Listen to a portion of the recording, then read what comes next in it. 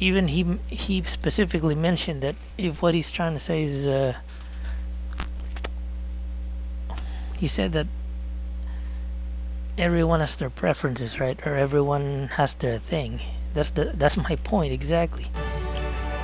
And that thing could be a disagreement to something that you know, just because someone disagrees with you doesn't make them an evil person.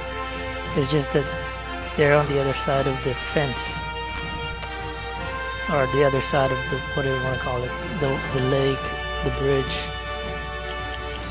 But like having a preference on something, even if that individual doesn't like easy games, or even the option to choose an easy game, it's not gonna really change the whole landscape. But if they think they're trying to make an impact, I don't know exactly the kind of impact they're trying to make. That's uploaded a little. Hey, what? Oh, this is the demo. Okay. Jump straight to the part where Chris learns to float over. Pick this one, it says recommended.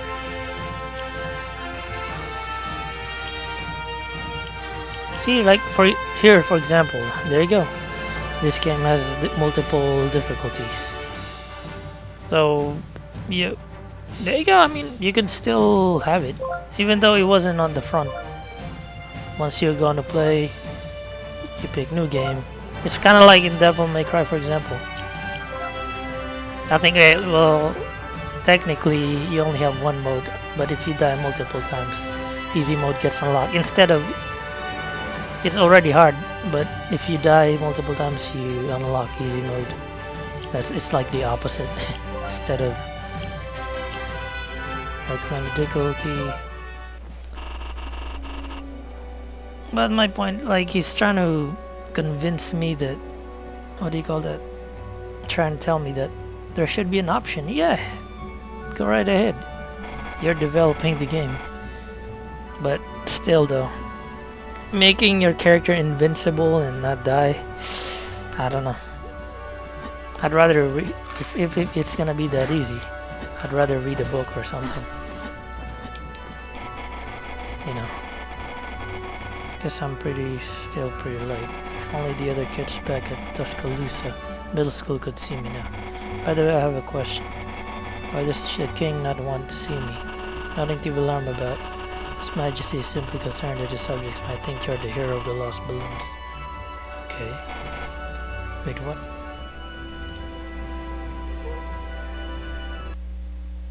Like I said, like if what I'm saying is having an effect on people, then it definitely has. You sometimes people are easily persuaded to do things, especially if you have a very strong will to have an effect on people. But I don't think I have that kind of effect on people. I'm pretty chill and quiet anyway. But still though,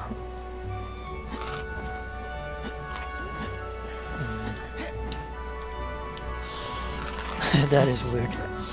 So I mean, it's not really gonna, like for example, having a preference on a game doesn't make you an elitist. Again, I'm gonna mention Daigo Umehara, one of the best Street Fighter players in the world. As far as I remember, I think he works in a nursing home or hospital. Besides being the best Street Fighter, at least Street Fighter 3 was the one he's really good at. He's like one of the top. So you could say he's an elite player. So, and he could probably beat Street Fighter at the highest difficulty, or at least Street Fighter 3. Probably perfect that game without losing a single round, which is a really hard thing to do. But that's the thing though. Just because a gamer has that kind of skill, or you're automatically gonna call them an elitist. I don't think being an elite gamer makes you one of the top 1% of billionaires in the world. That's a whole different thing. I mean, there's one thing you can be a rich, like Elon Musk, Jeff Bezos, or that guy who just flew the Virgin Galactic shuttle. What's his name? Branson. See, those three are there. You go. They're the ones you can call elitist. But I don't know. So far, I haven't seen anything toxic from them. But being rich basically automatically makes you a villain. You know, like Lex Luthor. Didn't I? So yeah. Did I match the description? Well, except for all that brave and mighty stuff. You aren't brave and mighty then. Do I look mighty? Well, His Majesty didn't think so, and perhaps he's right. Oh shoot, press jump.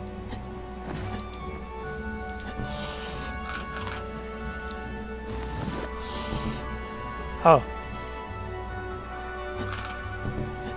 Oh, what the? Okay. That's how I do it. I just float home. If you catch a high altitude when you can travel at great speed, you only have to float high enough. I guess I could pass for a normal human like this. But what about the other kids? The other 6 kids who got kidnapped and turned into toys? Isn't there a real hero somewhere? Could save them. Not anymore, I'm afraid. There's just you, Sir Chris. Okay. Music sounds pretty good. Interesting. I'm the type that usually needs rescuing. Of course, Sir Chris.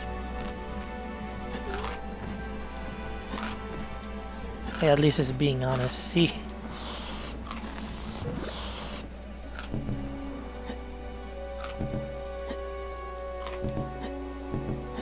Oh, shoot. Oh, you're like a balloon. Damn, he popped like a balloon. What the hell?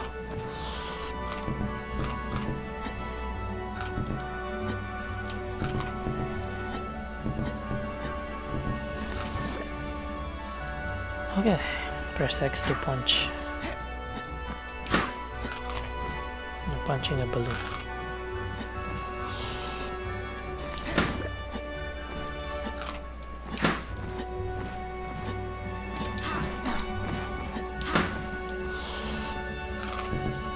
What did balloon ever do to you?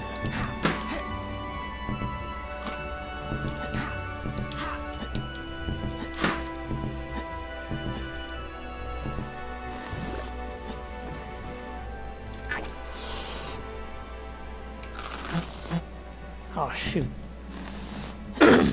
What? Wait, what?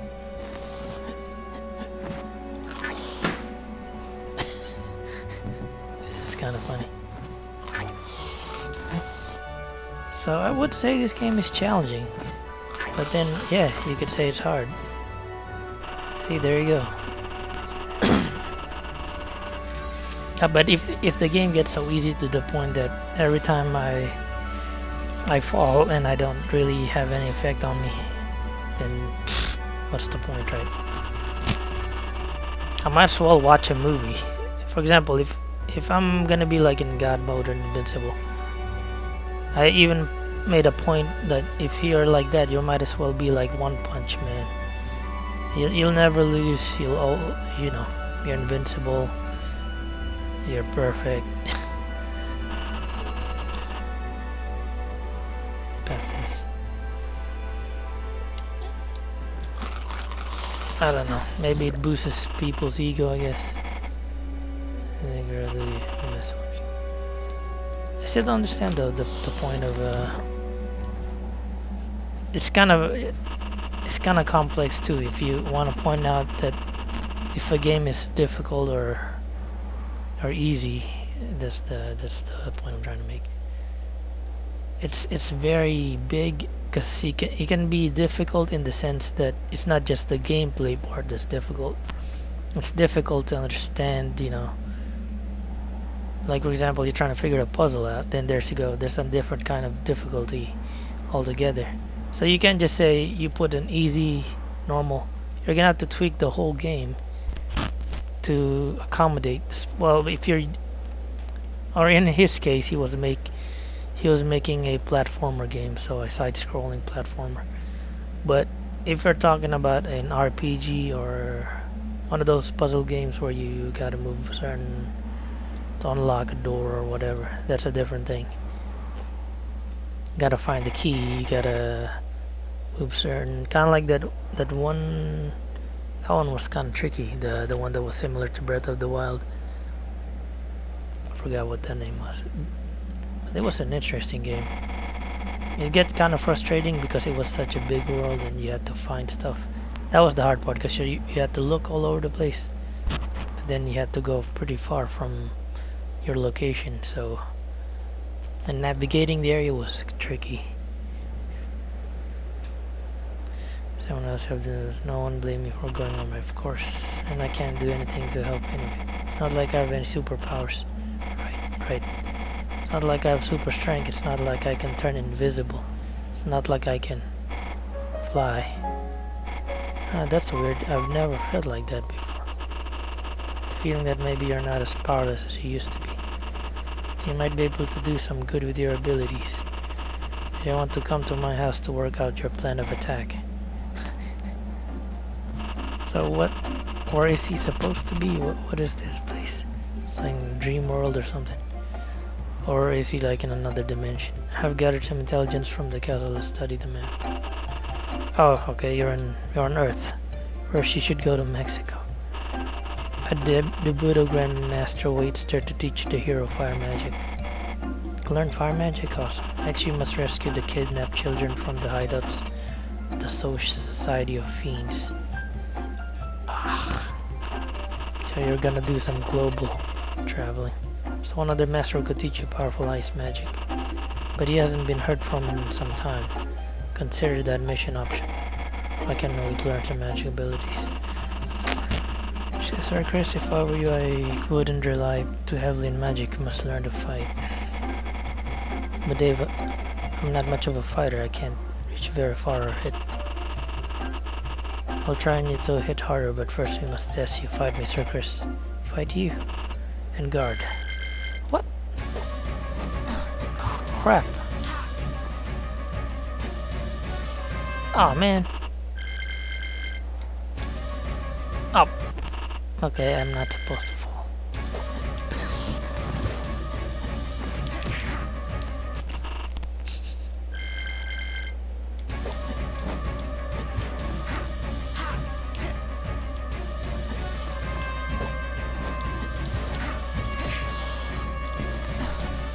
Ow.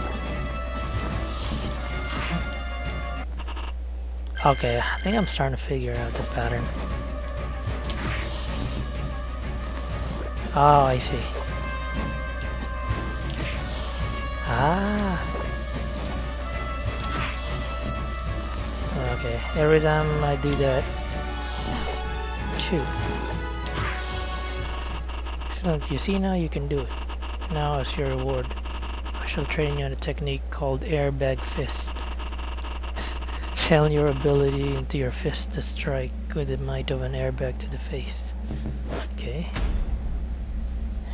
Airbag fist. Feel strong already, thanks Dave. Spirit Sir Chris. Okay. Just float up to leave down and start your adventure. Before you head out, Sir Chris, you might wish to shop around town a bit too. Taylor might be able to make you a suit that'll keep you from popping in one hit. Don't have any money though. Of course you do. Cookies are currency here. Cookies.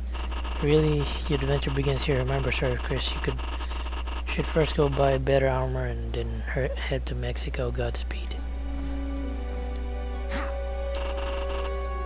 Mexico is where you should go to learn fire magic. Okay, Taylor Bakery Library. So I hear you think you're the hero of the lost balloons. Oh, I'm open to the idea, I guess. Just promise me you won't get yourself hurt, okay? You really ought to leave this to the professionals. Who am I supposed to call exactly? The UN? How about literally anyone else?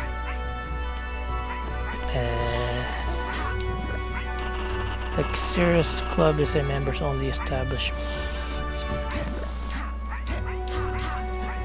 So everyone's a balloon in this world? Huh. Weird.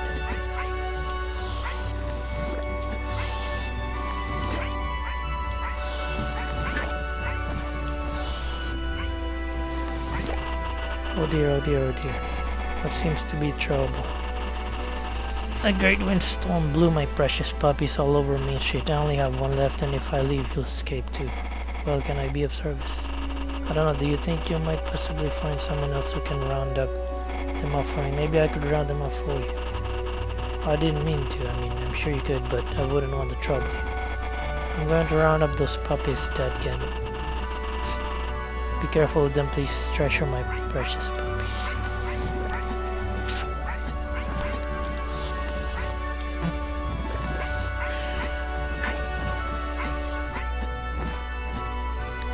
I still don't understand the fact or how being good at a game makes you toxic.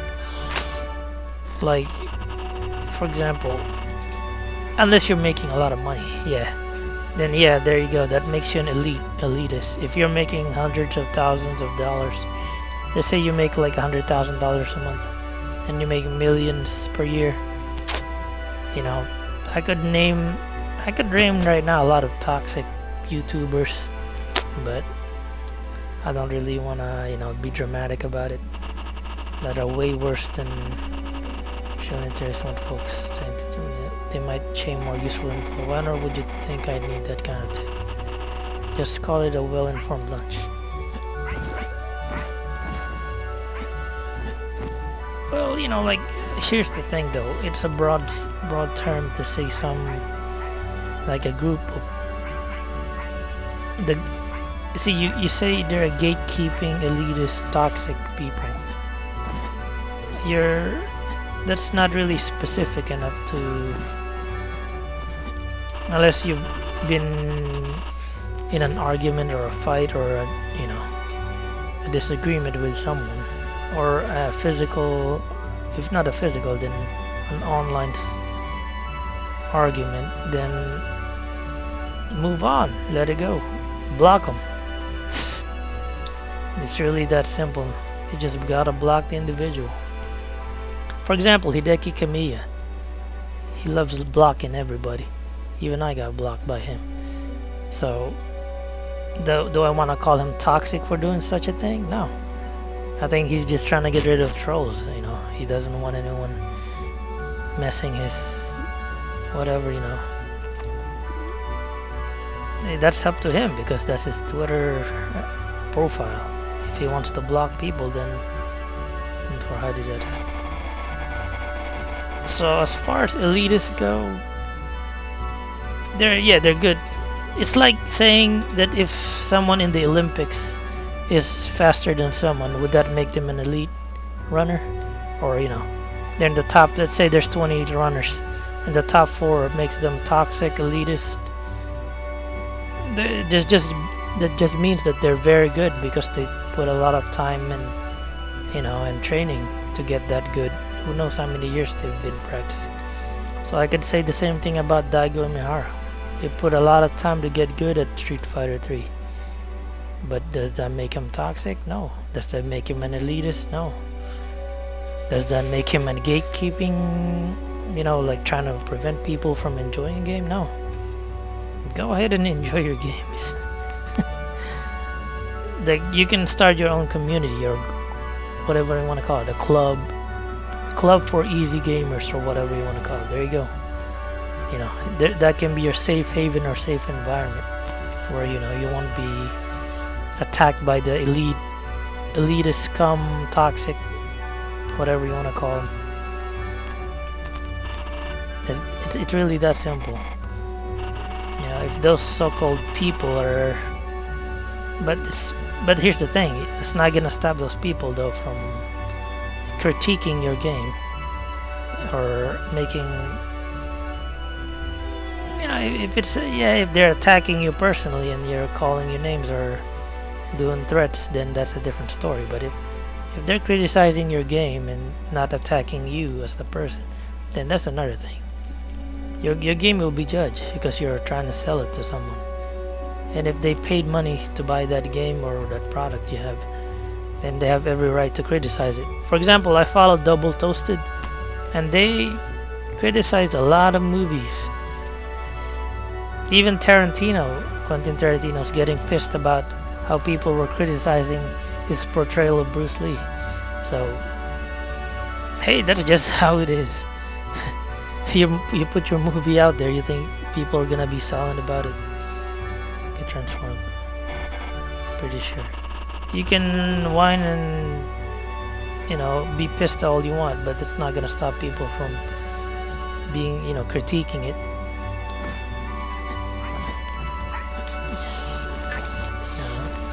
You know, you put your stuff out there. Hey, you can't go in there. Oh, okay. Welcome to the Public Library Education Center, where we all love to learn and you read returns. Don't think so. It's not an encyclopedia. It's the Skybook series, but sadly we're missing several volumes.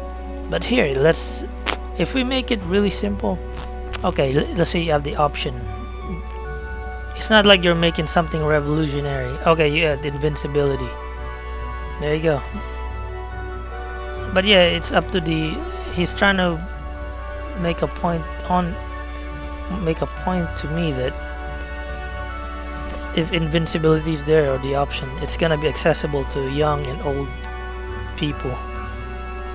Like, that hasn't been done before. I don't. Did he skip the Wii generation? The Wii generation was so accessible to people. That's why it sold so much. That console sold a lot. So I'm like, I don't know what rock you're living under if you don't know, if you're not aware of that fact. The Wii is very casual, you know. It was aimed at easy people, like it was an easy game to get. The motion controls, you know. Yeah, I mean, some games were pretty hard with that, but that was meant to be accessible. Forget you can read any lost encyclopedia with a turn here. You know, you can move this camera up and down to see better. Just use the right stick. Oh, okay. Learn more than one magic spell. You may ready to swap between them on the fly. You can use left shoulder and right shoulder to switch spells. To use airbag fist to increase the range and strength of your basic attack, you'll need to have it selected as a spell. Using spells drain your magic power but more. Useful spells cost more magic power. Don't worry, the magic power refills slowly by itself.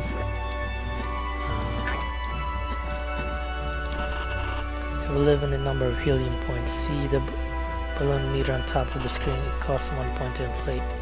If you run out, that's it, until you touch the ground. Your helium refills instantly when you touch the ground. Don't worry though, you can buy up to 9 additional helium points from the Mystic Bakehouse in town. You can also refill your meter by grabbing balloons while you're floating anyhow. But here's the thing though, you can counter those kinds of people who call themselves elitist. It's really easy. They may be good at one specific game or maybe a couple games, but they're not good at every game. See, for example, I'm gonna go back to Daigo Mihara again. Just because he's super good at Street Fighter 3, especially with, you know, he's one of the best. He can parry attacks and all that. Especially, you know, when he defeated Justin Wong. That was like in the, you know, one of the most epic gaming moments. Just because he's good at that game doesn't make him good at every single game in existence. So, how do you explain that? You can't be good at everything. Let's say that a sprinter is not as good as someone who can throw a javelin, or, you know, those big discs that you spin around. That's a different talent. Or someone who can do a elegant dive, you know, spinning in the air. That's someone who's good at that, but they're not good at running. If you're good or master of something, then it's because you just put time and effort into the thing. Some people will automatically say, what do you call that? Like, who cares? Who cares? Of course, that's one way to dismiss an argument, is by saying who cares, right? Because, you know, because you don't want to debate or you don't want to lose. So you're gonna say, who cares? Yeah, indeed, who cares? So there shouldn't even be an issue. If it's not such a big deal, then why be dramatic about it, right? One puppy at a time.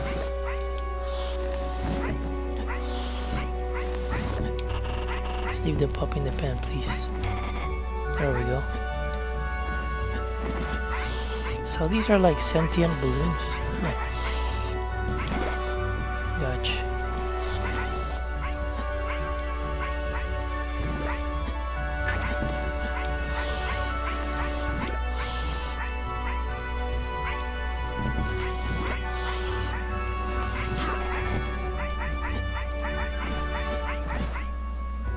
Controls are pretty solid, so something.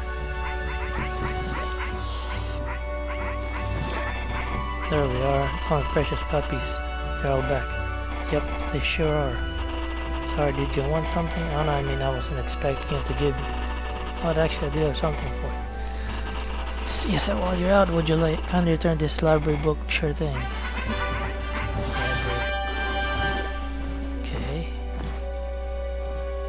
What's this? Oh, come on in, friend. Mystic Bakehouse is always open. But you know, I never once when I had that little debate, or if you want to call it that, or an argument in Twitter, not once have I called them names or even said anything that attacks them.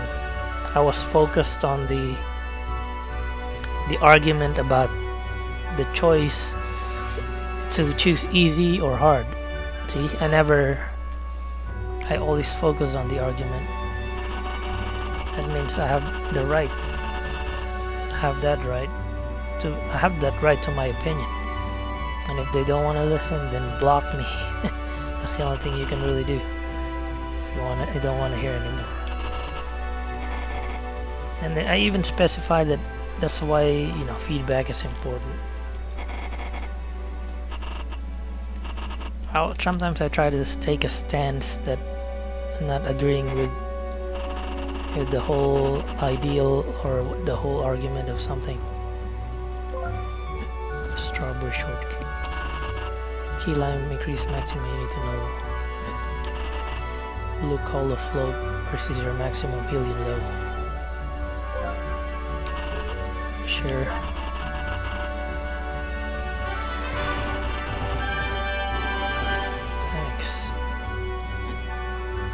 Oh wait, can I increase my life? To your maximum health. I don't have enough cookies. Ah, crap.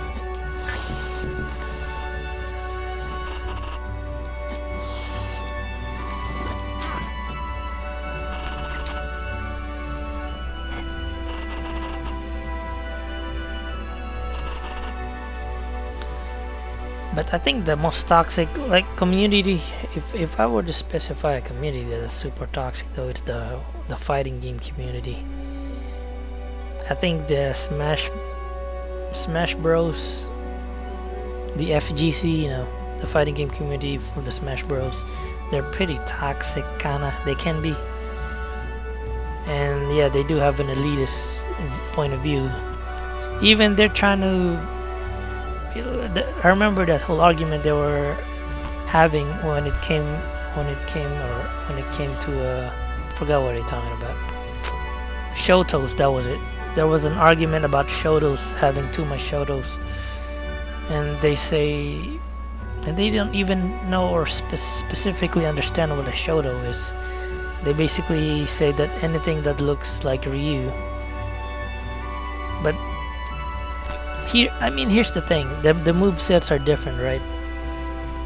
You can't say that Ryu is like Terry Bogard, or you can say Terry Bogart's like Kazuya, because Kazuya doesn't really throw much fireball. He does a lot of kicks and juggling and punches and 10-hit combos. Ryu, on the other hand, likes to throw Hadoukens and Shoryukens and throws. And Terry is weird. He's like it's like different altogether. He's like a ground-based character because his attacks go on the ground. You can always fall on top to get the world. You'll know whether to choose one, but if you die, you'll be for exit level, you'll lose those cookies. By the way, finding spells or special items in Dragon was Tim if you die. Don't forget you can read any lost encyclopedia you've returned here.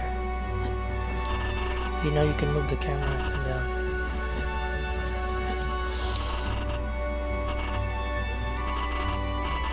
Okay, already.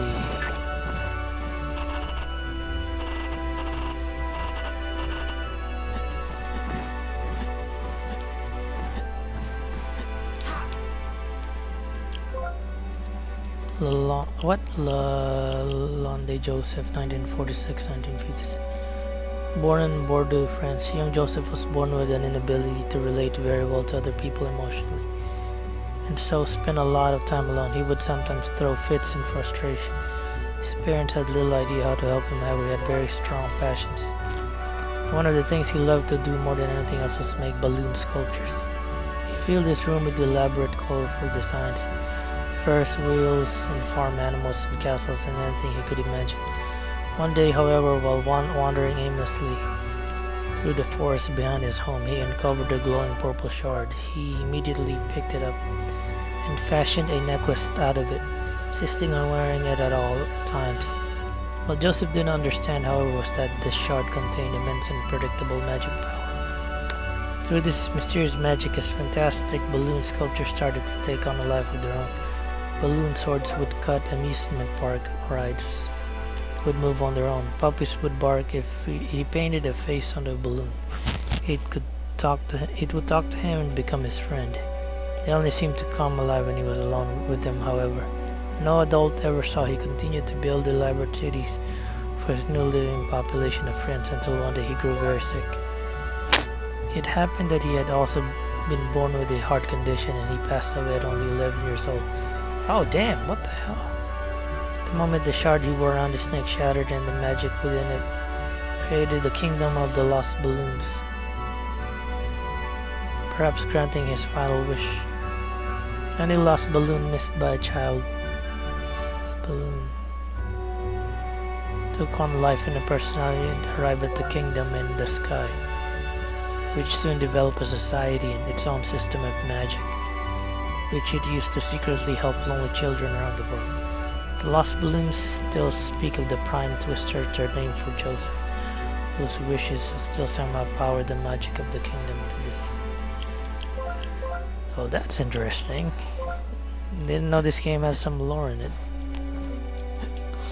That's what you would call, I guess, character development. You know, like it's expanding the lore, so that's interesting. In the red balloon spy. I'm not a spy, King. Helio cleared me. Is that so? Well, I'm watching you.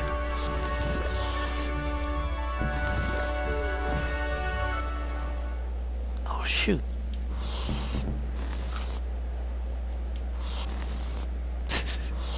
Oops.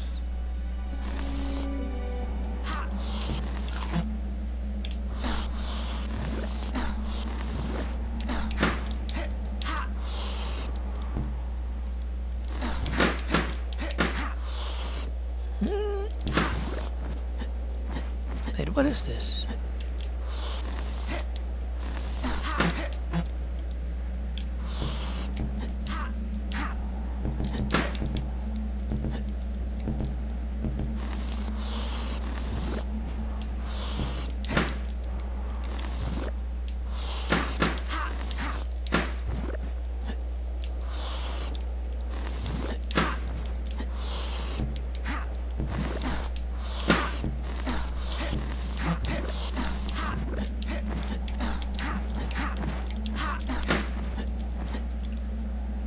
Where does this go?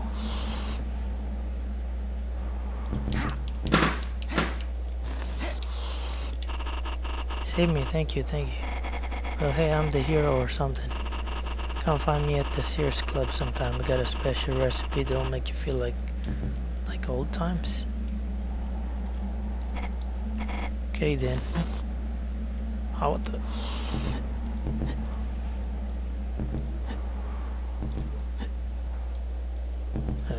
Okay. Oh, wait. I want to say something real quick. Oh wait, no, never mind. This game has an interesting mechanic. It's like if you inflate him, the platforming becomes.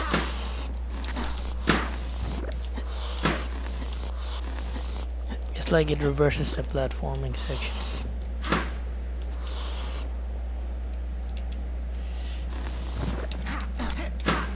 Makes it interesting though.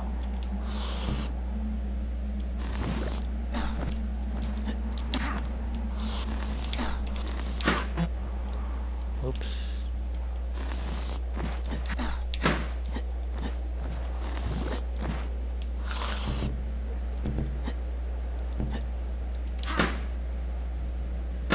Ah. Up like a balloon. Wait. Go up. There we go.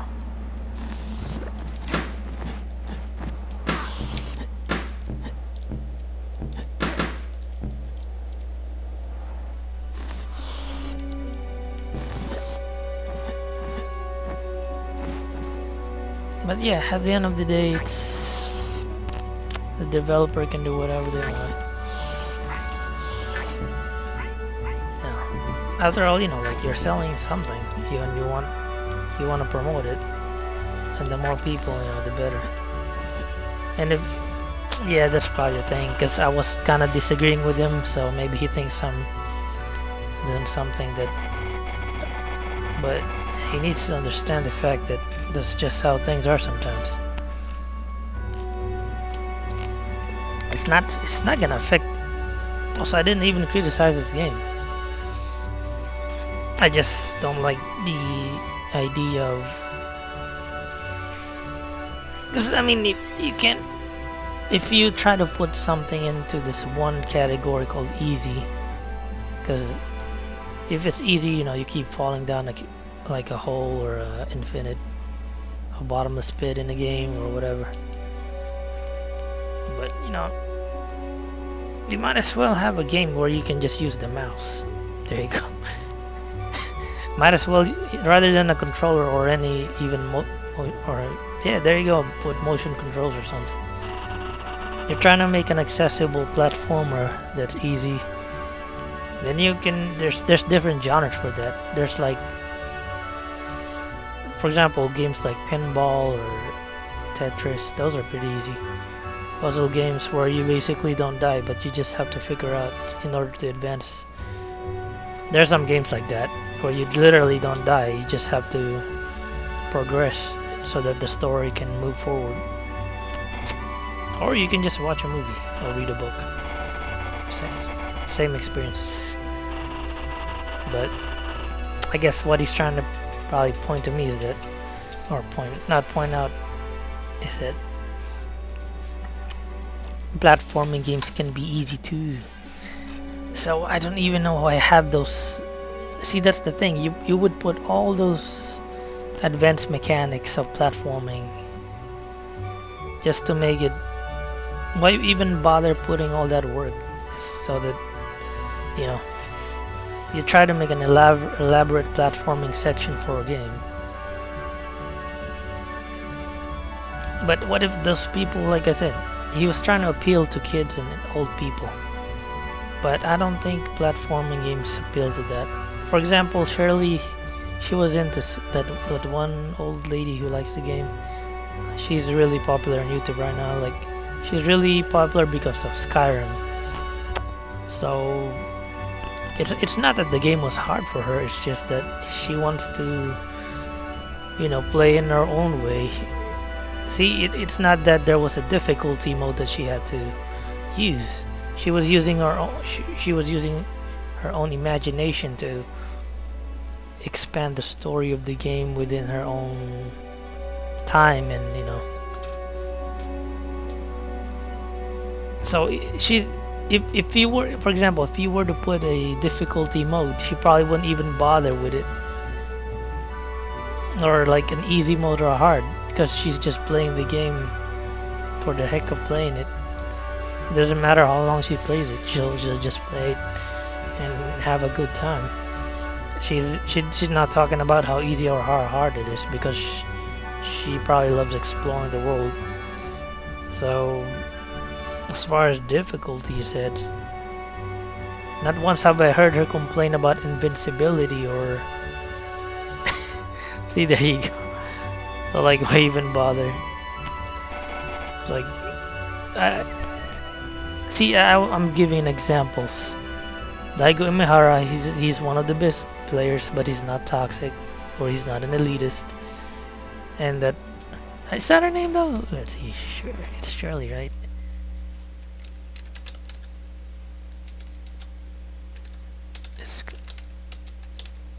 Yeah, she's like, she got so popular that I think they wanted to make a statue of her on Skyrim. Yeah, she's basically Shirley Curry. Is a Skyrim YouTuber. Yeah, they call her Skyrim Grandma. So there you go. You know, she loves to play Skyrim, and who knows how long she's been playing it. But not once have I heard anything about how hard the game is or how she just makes up the story on her own, which means there was no difficulty set, or who knows, maybe she learned the mechanics on her own, or maybe her grandchildren or her children taught her how to play.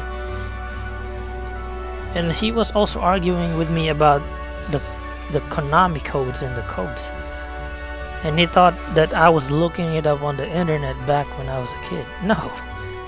That was passed on to me by word of mouth. That's how I learned to use the Konami code. It's not the fact that I learned it from the internet, because there was no internet.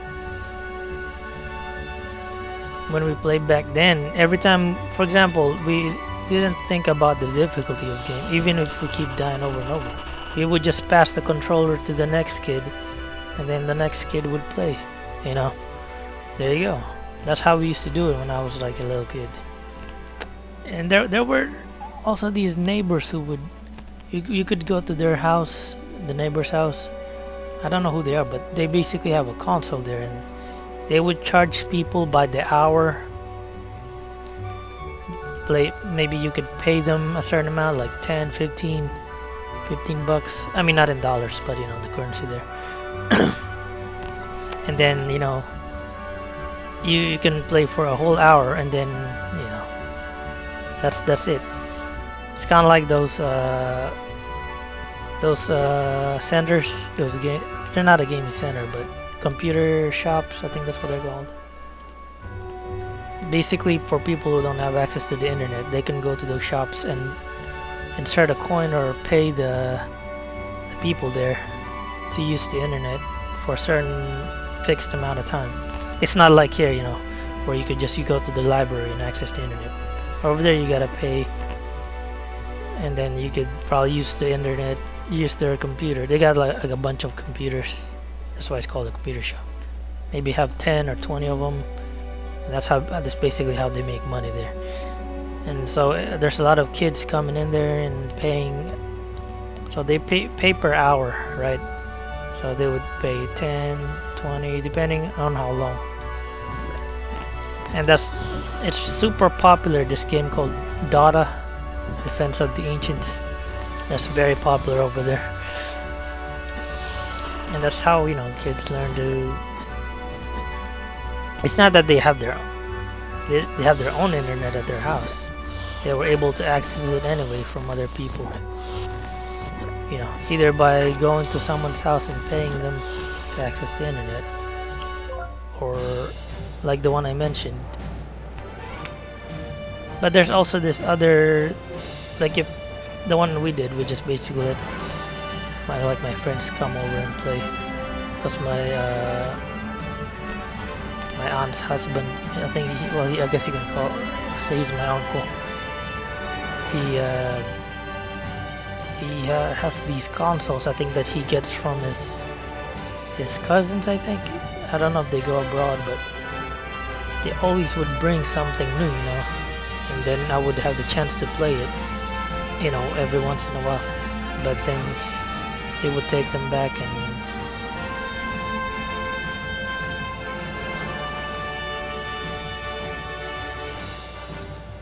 I think he said something about Mexico.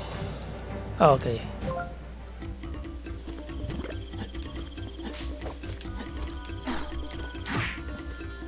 What the?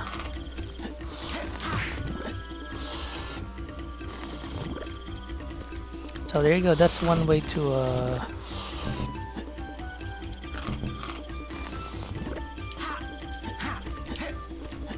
that's interesting.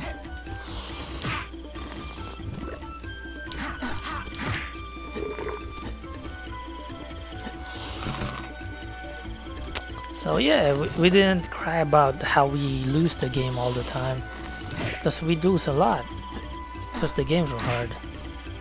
Basically, if we lose, we just pass the control to the next kid, and then if they lose, we pass it back to the next one. You know, that's how we... Not once have we ever argued or get toxic or elitist. There's no elitist thing going on, whatever kind of mindset is. It's just that, you know, once it's you lose, you gotta give it to the next kid. That's just how we did things.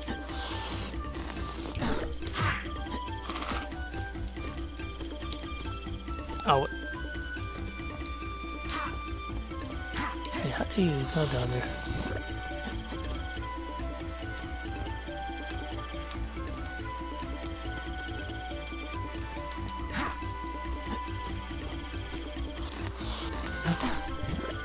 Darn.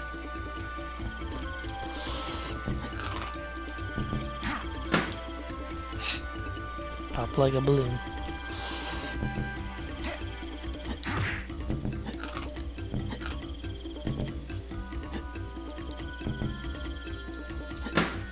Oh man. Oh, those bats can kill you in one hit.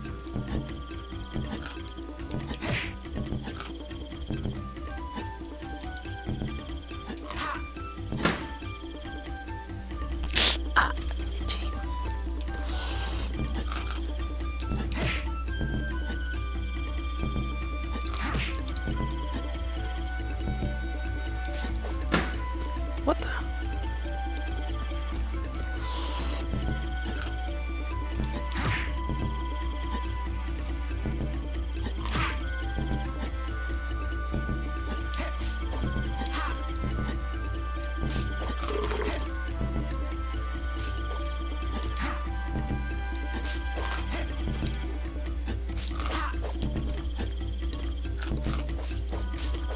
Nope. Oh, this is gonna be a pain.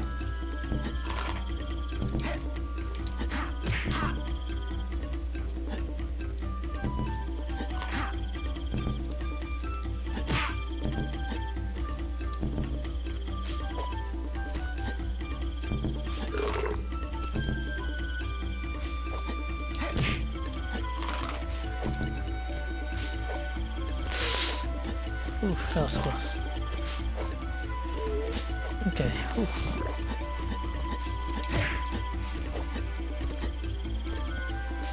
Oh, you only pop when you're like inflated. I think you don't...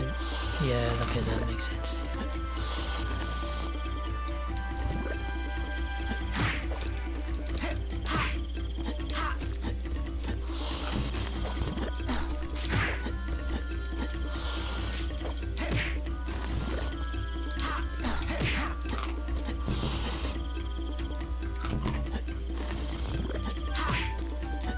This game can be a little janky, but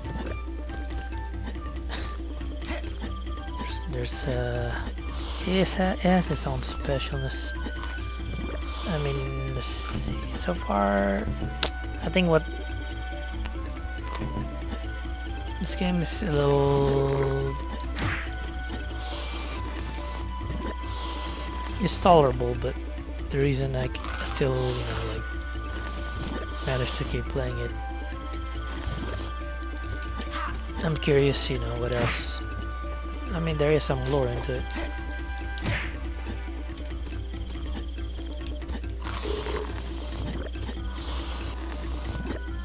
Milkshakes give you health.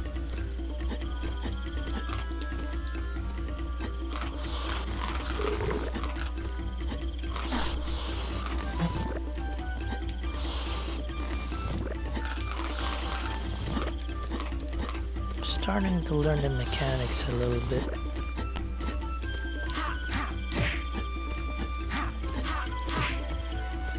Also, there was another old lady I've seen.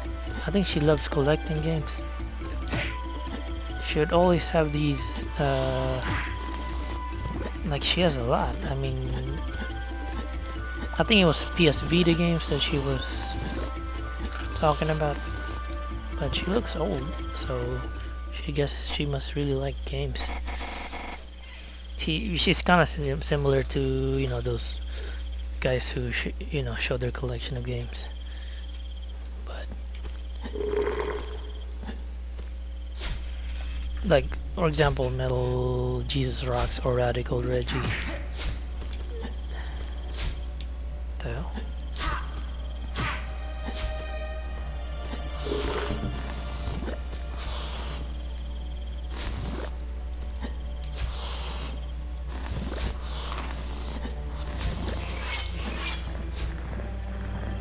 Press right stick to look up. Oh, there's traps in here. Oof.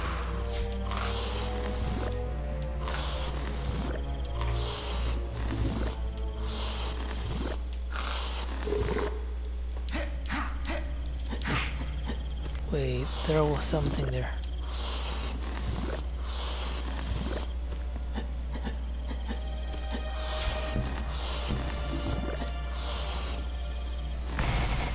Oh, way out. I bet if I floated away to upgrades at the baker, I could come back right here.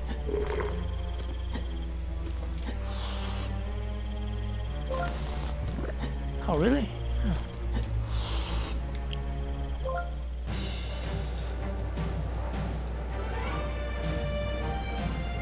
That's how he travels the world, by floating. That's pretty cool. Siberia? What the hell?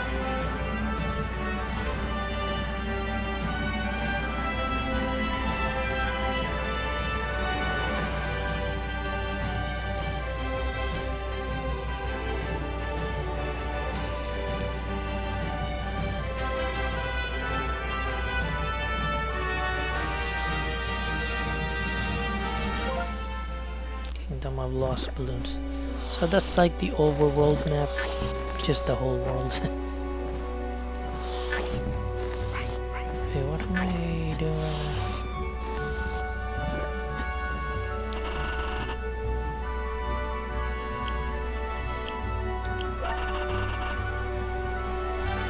Oh, okay, it increases health.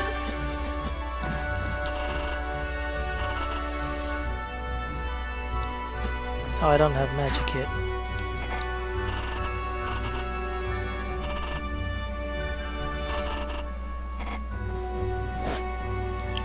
What the? What is that? I'm thinking I should go to Mexico to get fire magic first. Inflate. Save.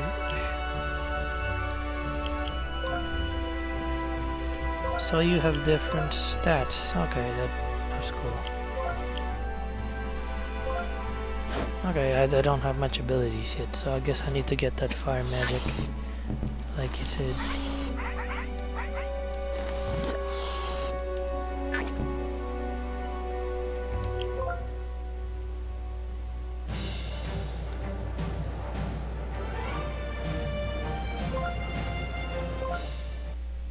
Oh, that was a checkpoint.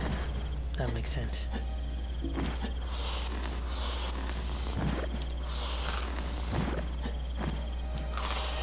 And the cookies come back, so you can keep grabbing them. Oh.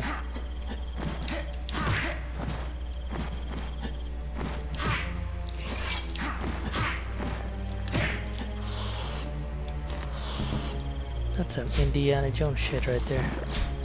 With the traps. Or the booby traps. Oh.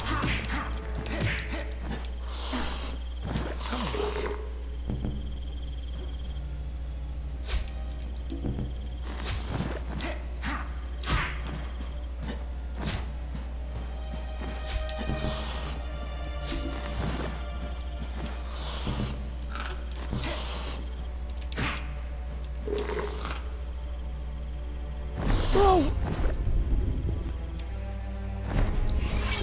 Wait, can I run? Oh crap. It's gonna be...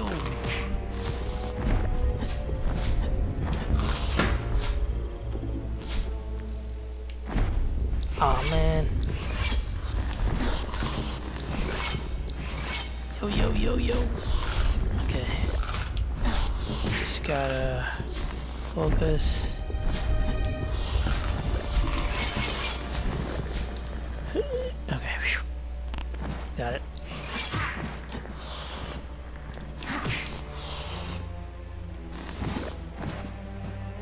Oh man. The heck? Oh, it's like an invisible. I find that funny. Basically popped like a balloon.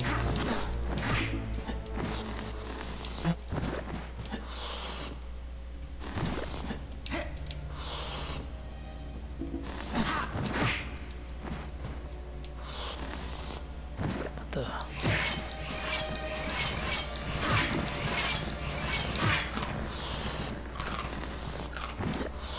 Wait a sec, there's something up there, right?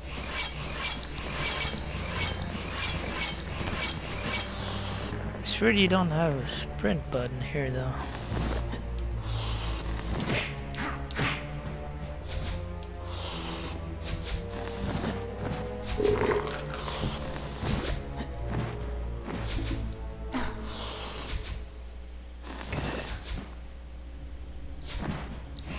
Okay, so I guess this is the right way. Trying to get... Oh!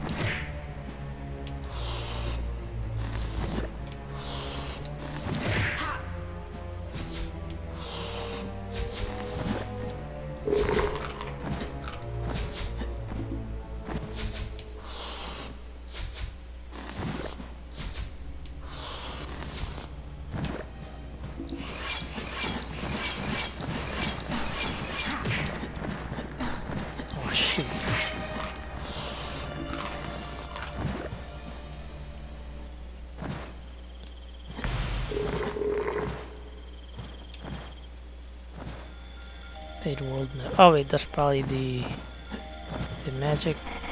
Beg your pardon, are you the lost balloon debudo master waiting to train the hero? Well, I think there's a possibility that, you know, cuff I'm the hero. I gotta rescue the other kids when I'm not really all that strong. I could really use fire magic. Are you alright? You are not the hero. Wait, what? You're not the hero. How do you know that? I have said what needs to be said. Maybe it's kind of like the test, similar to the Oracle when Neo met the Oracle in the Matrix.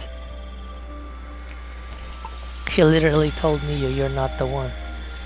So maybe just a little motivation, maybe. I see. So who's supposed to rescue the other kids then? Oh, that's the hero? Hehe, I smell power. You balloon with the hat. Surrender your magic at once. Leave this place. Not very likely. I shall take your power by force. And guard. What? Well, that was rather disappointingly easy.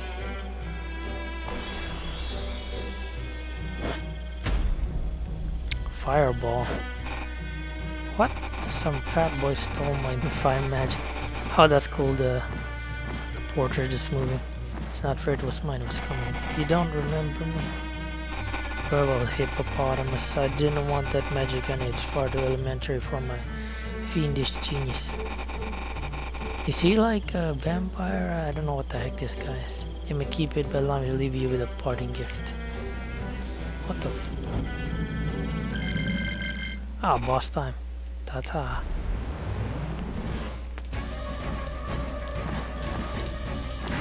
Oh.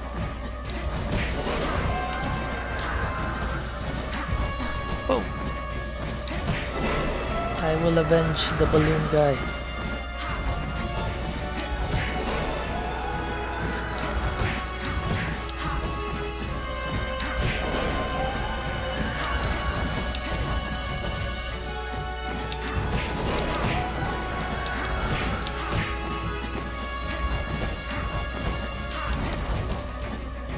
I missed twice.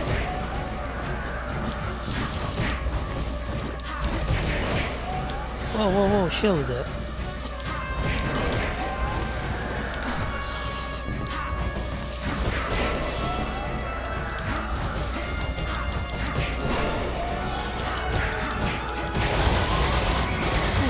Got him. Take that, you big ugly rock thing. You know, at one point in my life, no one would have believed that I could have defeated a floating mine skull hit. But all it took was a little perseverance, a little resourcefulness, and a whole lot of magic powers. Ah man, that was it. I was starting to enjoy it too. So maybe the more abilities and powers you gain, the stronger you get. Alright, now I'm interested on the full version. I'll check the full version out later. So far it's so... Whoa, whoa, whoa. This is too much stuff. This is gonna spoil it if I watch this.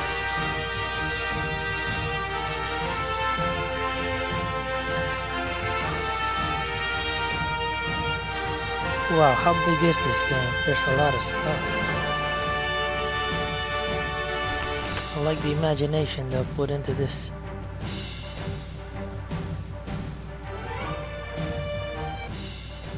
Graffiti games. Alright, let's try another one. That was Adventures of Crest. Nice. Alright, so I already wishlisted that. Let's see. Wait, did I?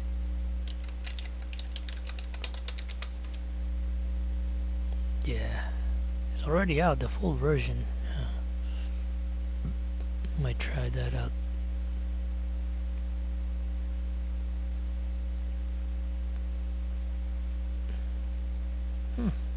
Very good.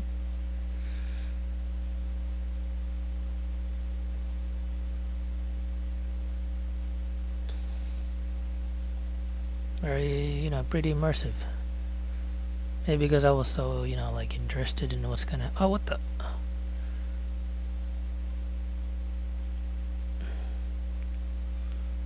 I don't wanna... How do you...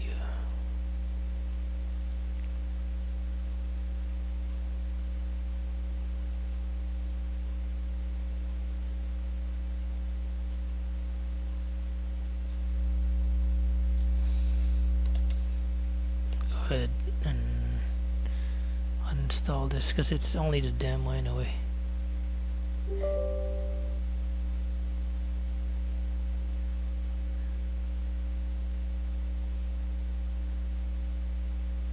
Alright, so the next one, I'll just go on the list. Some of these have already been removed. Huh, that sucks.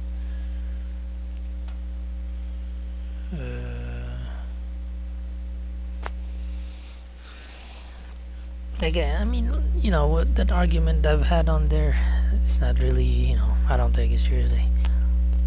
You know, just move on and try to improve, you know, from that. But just because I move on from that doesn't mean you know, the clouded holiday specials. What is that? Let's try that. This is beclouded holiday specials. What does that mean?